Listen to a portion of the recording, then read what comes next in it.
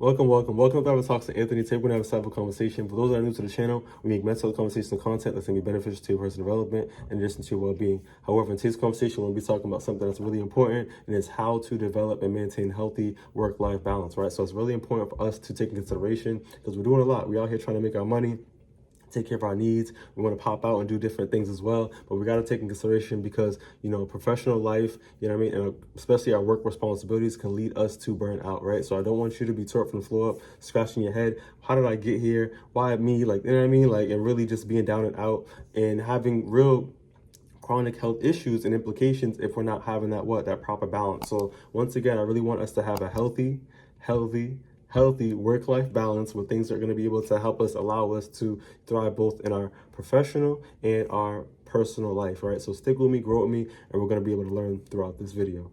So in our first segment, we're going to be talking about understanding work-life balance, right? So off rip, what is work-life balance, right? So it's the idea of dividing time and energy between work, family, social activities, right? Those events, hobbies, and self-care, right? So we obviously want to be able to go to the cookouts, the parties, and, do those fun things, or even just go to the mall, or who knows, everybody's different, right? But it's just overall, we want to be able to allocate ourselves in different spaces or at different times and allocate that energy and be present there, right? But at the end of the day, it's about having that balance, right? Because we have to know when to say no. We have to know when to enough's enough. We have to know the time and the place. You know what I mean? So you got to understand having balance is very important. Next is going to be the work-life imbalance issue, right? So when work takes up too much of our time and energy, leaving you, little time for your personal life, it leads to that stress and burnout, right? So once again, I need us to take consideration why that self-care is really important, because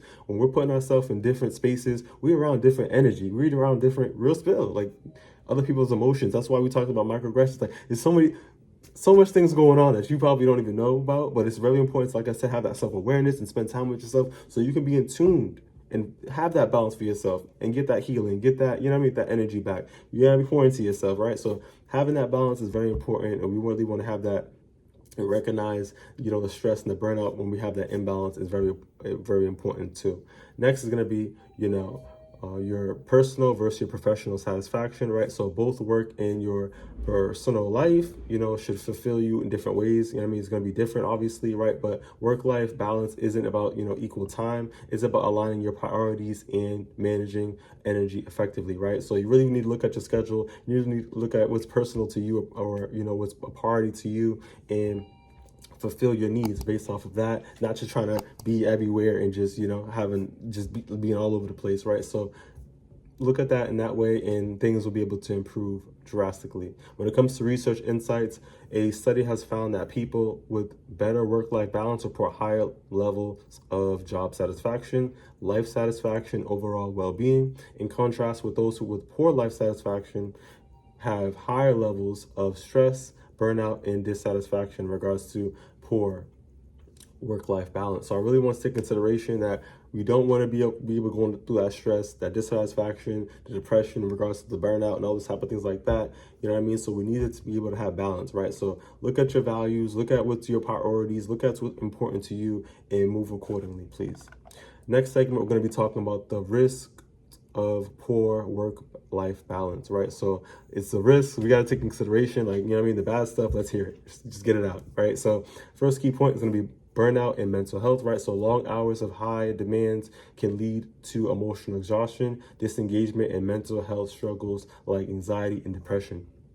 Next is going to be physical health risk, right? So chronic stress from work overload increase the risk of cardiovascular disease, insomnia, and weakened immune system, right? So immune system is big. That's going to be able to help you when you get sick. That's what's going to be fighting for your body. It's helping you. You feel me?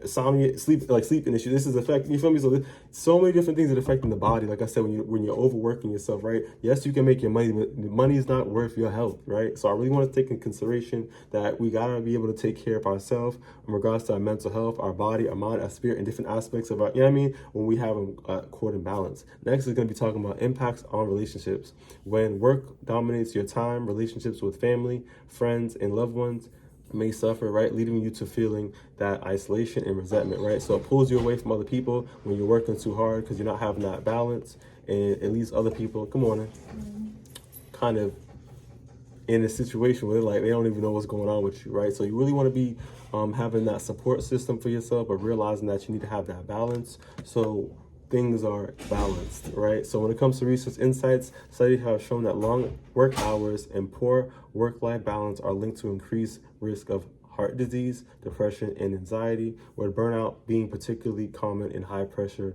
careers, right? So those out there that are going into careers that are high paying or jobs that are underfunded, right? So there's less employees. You got to realize they're putting more responsibilities on you.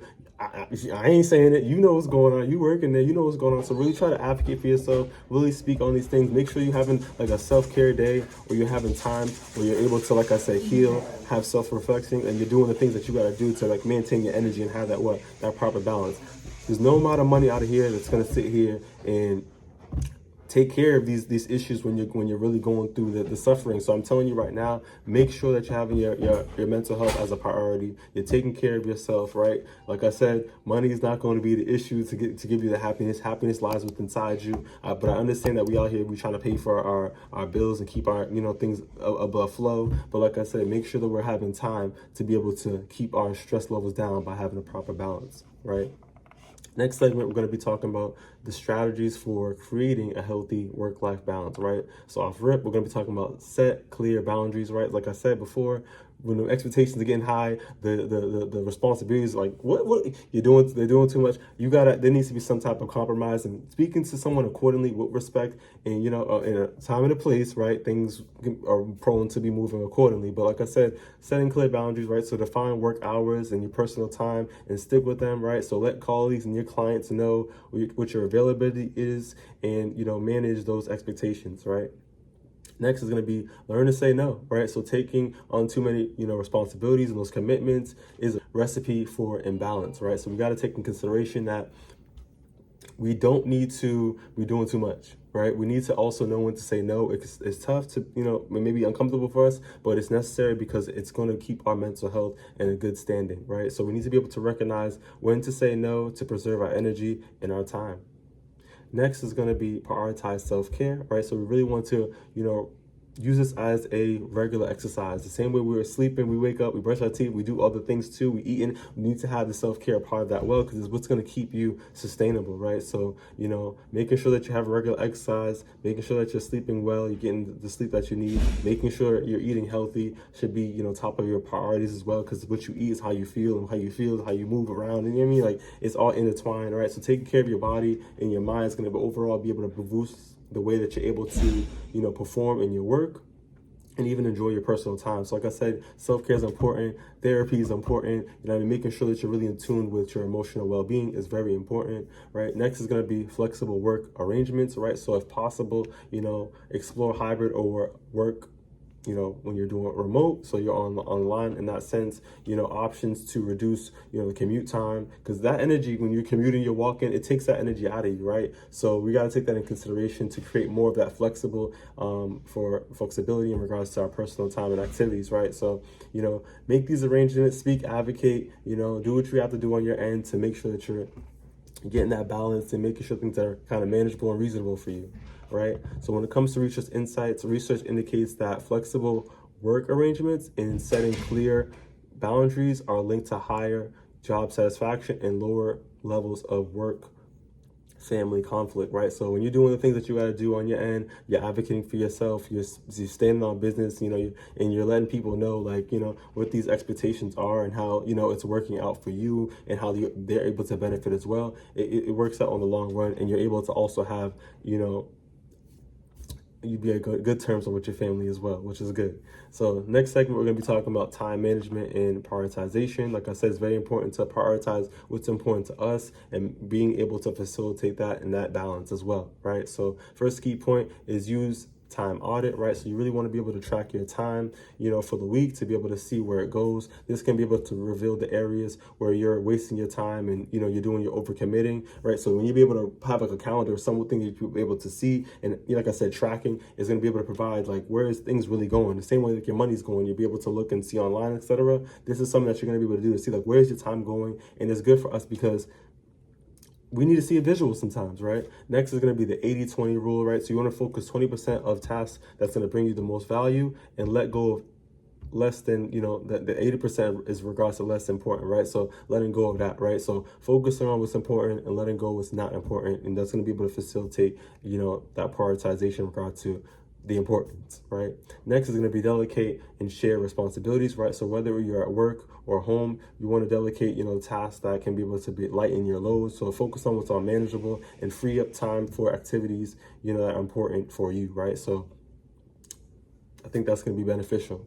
Next is going to be time to make time for what matters to you, right? So schedule quality time with family, friends, or, hobbies that be able to prioritize, like I said, that self-care for yourself, and whatever gives you that fulfillment, right? So like I said, you really want to make sure that you have a little bit of things that's like, it's really important, like you're handling business, but you also want to have time for like that enjoyment, that pleasure, and having that fine balance as well, right? So research has shown that, studies have shown that when you have effective time management and you're, delegating your time according to things that are important to you, this can reduce that stress and increase productivity, both in workplace or at home, right? So like I said, you could be at work, like I said, you really want to have time where you're able to pump out business, handle your business and do what you got to do. But on the back end, maybe go for a walk or, listen to something or play a little game or something. Like do whatever is enjoyment for you to reduce that stress. So you're able to kind of have a fine balance. And the same thing at home. If you're you're like cleaning, it's like a cleaning day, whatever, right? You're out there, you're raking the yard, or you cutting the grass, or you even doing some,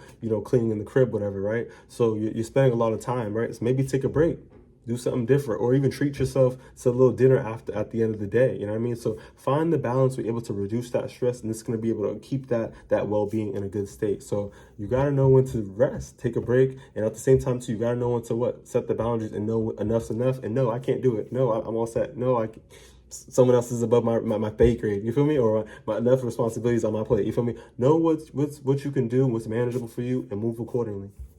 Next segment, we're going to be talking about the role of technology and work-life balance. The world is moving with the AI and a lot of technology, right? But we also got to have that tech balance as well. So tech tools for a better balance, right? So you really want to be able to use tools like project managing apps, tracking apps with software, right? And digital calendars, as mentioned, to be able to manage, your time more effectively. And this could be able to give you that visual to be able to see it. For me, I'll just keep it old school and just get my little, you know what I mean?